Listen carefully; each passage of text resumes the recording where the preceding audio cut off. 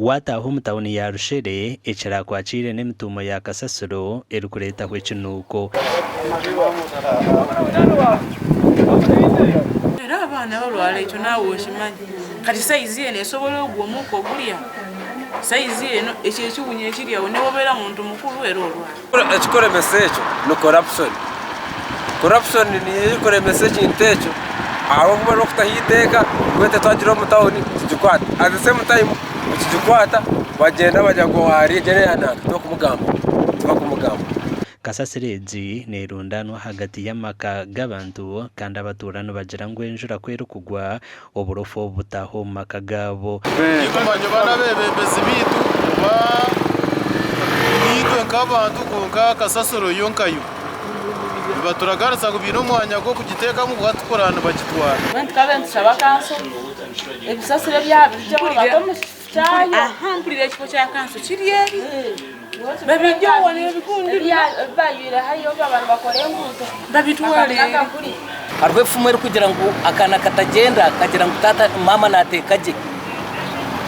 kumbire ni toroku noku nashanga government ferirwe bintu bingi omurushere town council namunonge kikwaterene n'amataka ga government agakobere ngajibwa hebintu bya government ebirukuyamba abantu ba government ya Uganda owahirwa umurumo gwo kuyora Kasasirezi nagira ngo no barabe bamuhira umurumo gwo kujiyora tabaramugambiraho kujushuka ngo nawe bimwumire so niwe noshko wayenda nifuinda funeni uri kufatiba kafune okufuka Kasasirezi so niho kugereta mugita ndika hari ndika munakaliro muntu nashaga nanga ndika muntu so tubaragambira okunaga Kasasiro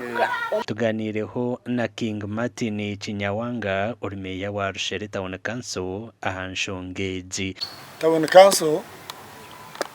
tuine kizubunka Town Council nsia aho kutaka Kasasiro region ryo mutawuni konka tungire temporary umwanya guri temporary ashito argument girundanda Rushere Town Council yasimya ketane hindwirwe Town Council bitenshonga ya Kasasiro ekiremerwa kukorwaho amakuru agagasha kwa Paul Turiyamureba.